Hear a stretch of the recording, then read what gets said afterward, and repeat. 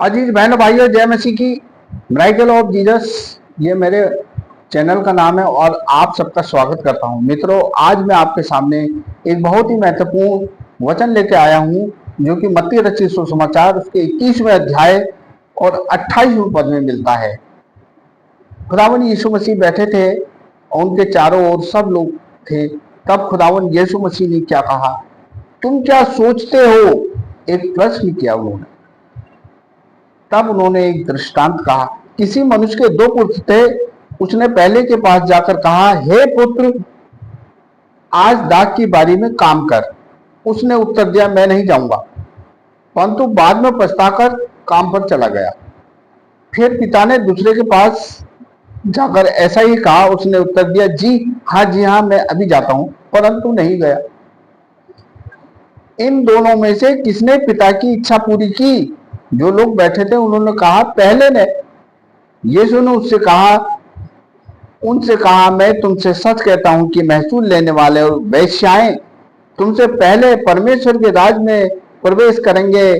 क्योंकि यूहन्ना धर्म का मार्ग सिखाते हुए तुम्हारे पास आया और तुमने उसका विश्वास ना किया, पर महसूल लेने वाले और वेश्याओं ने उसका विश्वास किया।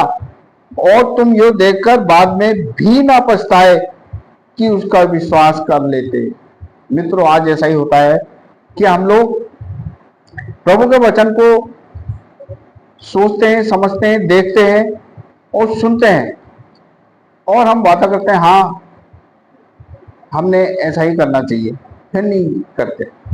और कुछ लोग ऐसे होते हैं जो कि प्रभु के वचन को सुनते हैं, समझते हैं और मन की गहराइयों में जांच कर और प्रभु पर विश्वास करते हैं और अपना जीवन प्रभु को सौंप देते हैं, उसकी आज्ञा के अनुसार अपना जीवन चलाते हैं।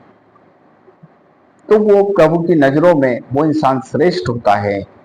और दूसरा मनुष्य वो होता है जो कि परमेश्वर के वचन को सुनता है, समझता है और जानता है और कहता है, हाँ ऐसा करना चाहिए हमें, और इतना कहकर चुप हो जाता है और उदासीनता और प्रभु के कार्य में उसकी आज्ञाओं को मानने के लिए लापरवाही करता है।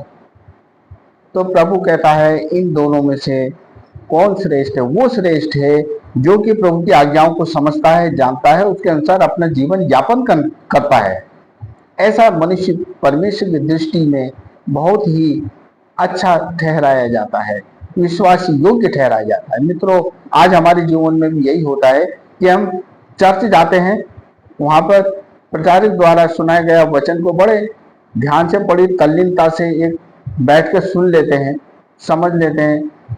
फिर घर आकर भी किसी प्रचारक के द्वारा या किसी प्रभु के अभिषेक के द्वारा वचन को सुनते हैं और कहते हैं, हाँ ये ठीक है, और समझ लेते हैं, कहते हैं हाँ ये ठीक है, ऐसा ही करना चाहिए। लेकिन बाद में भूल जाते हैं और सुस्ताई में और लापरवाही में अपने जीवन की चिंताओं में ऐसे खो जाते हैं कि उन्होंने जैसे वो कभी वहां चर्च गए नहीं हो या वो वचन सुना ही नहीं हो, यानी कि वो लापरवाही करते हैं। लेकिन जो श्रेष्ठ मनुष्य होता है वो परमेश्वर की आवाज को सुनता है, उसके मार्गों पर चलता है और उसकी बातों को समझता है और प्रभु उसको आशीषित करता है। इसलिए इस वीडियो में जब हम प्रभु के वचन को सुन रहे हैं, समझ रहे हैं, तो हमने उस पर विश्वास भी करना है, उसकी आज्ञा पर भी चलना है।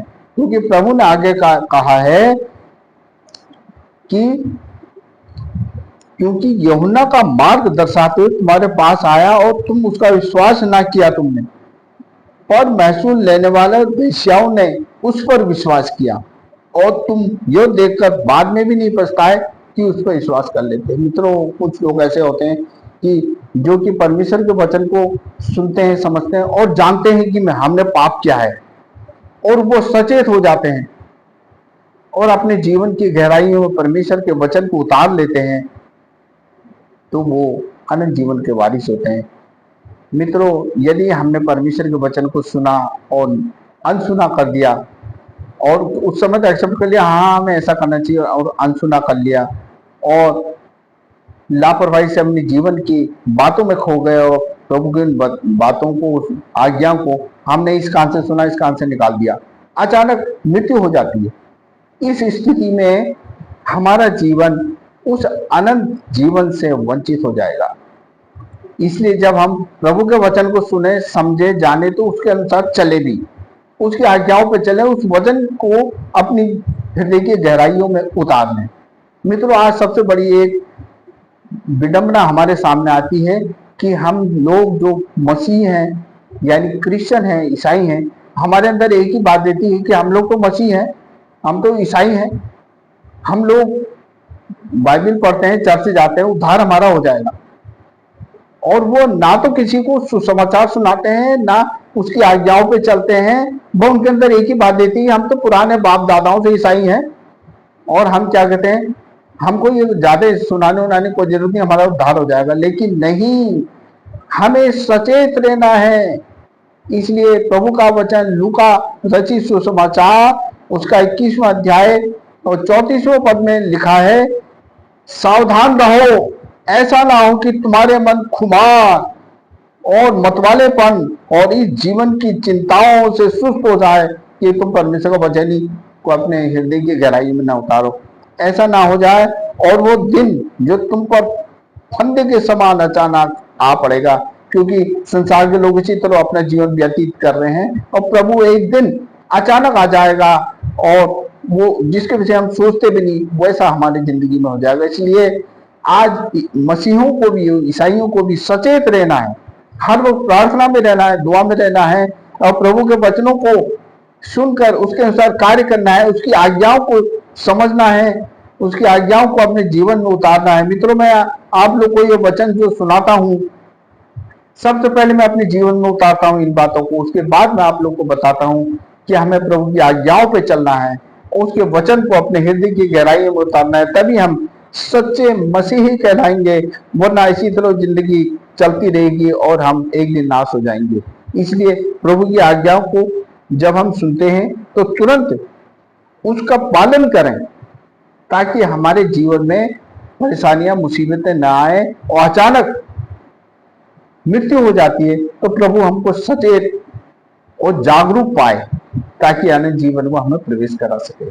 इसलिए मित्रों, हमें सचेत रहना है, जागते रहना है और हमें, चाहे हम अन्य जाति हो या मसीह हो या ईसाई हो या क्रिश्चियन हो, हमें सचेत रहना है, प्रभु के वचन में बने रहना है, उसकी आज्ञाओं को मानते रहना है और उसमें हमेशा अपने वो सचेत प्रार्थना में रहना है, प्रभु की आज्ञाओं को मानना है, उसके वचन को समझना है।